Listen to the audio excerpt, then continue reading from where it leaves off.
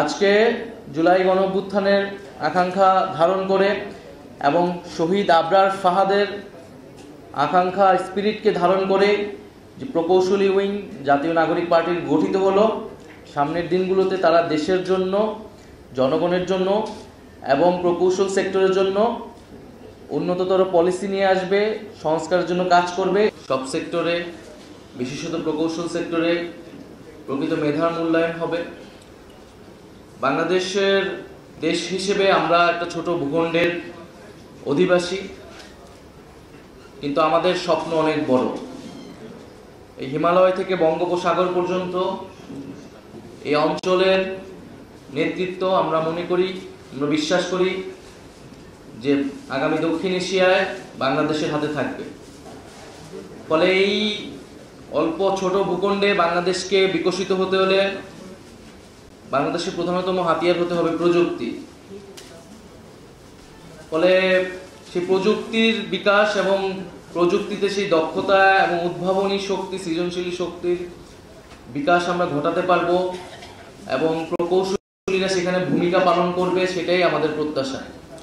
প্রযুক্তি যদি আগামী বাংলাদেশের হাতিয়ার হয়, প্রকৌশলীরা হবে সেই বাংলাদেশের রূপকার।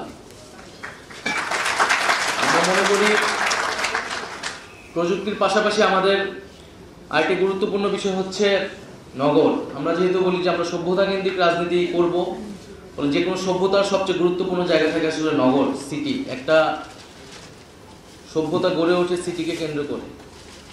ফলে আমাদের নগর, ঢাকা বা চট্টগ্রাম বা যে কোনো নগরে আসলে আমরা জানি যে নগর পরিকল্পনা যথাযথভাবে হয় না, এবং এই নগরগুলোকে যদি আমরা সুন্দরভাবে সজ্জিতভাবে গড়ে তুলতে পারি, যেখানে মানুষের জীবনমান বিকশিত হবে, নাগরিক অধিকারগুলো নিশ্চিত হবে এবং যে নাগরিক সেবাগুলো তারা পাবে, তো সেটার জন্য আসলে প্রকৌশলীদের যথাযথ মূল্যায়ন করা প্রয়োজন।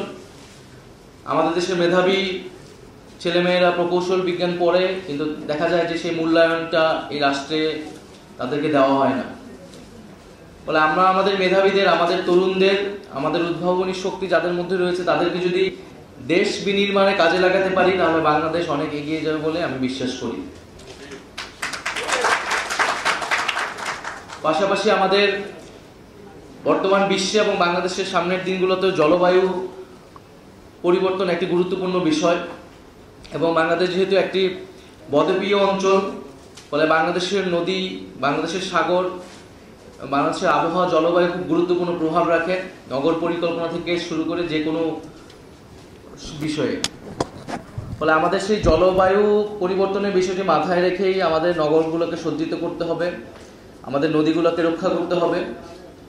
এবং আমরা জানি আমাদের নদীগুলোতে বাদ দিয়ে রেখেছে আমাদের কথিত বন্ধু রাষ্ট্র ভারত, এবং এই নদী আগ্রাসন, পানি বন্টন, সেটা নিয়ে কিন্তু কথা বলেছিল, প্রশ্ন তুলেছিল বুয়েটের আবরার ফাহাদ।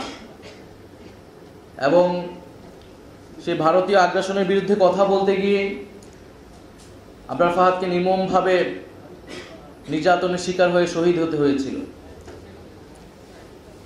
ফলে আবরার ফাহাদের মধ্যে আমরা প্রকৃত অর্থে দেখেছিলাম যে বাংলাদেশের নদীগুলোকে সে অনেক বেশি গুরুত্ব দিয়ে চিন্তা ভাবনা করেছিল একটা প্রকৌশলীর জায়গা থেকে। এবং আমরা মনে করি আমাদের সামনে লড়াইটাও আমাদের নদী রক্ষার, আমাদের জলবায়ু রক্ষার লড়াই। এবং সেই লড়াই আমাদের একদিকে যেমন উদ্ভাবনী শক্তি, প্রযুক্তি, সৃজনশীলতার প্রয়োজন, আরেকদিকে প্রয়োজন অগাধ দেশপ্রেম এবং নৈতিকতা।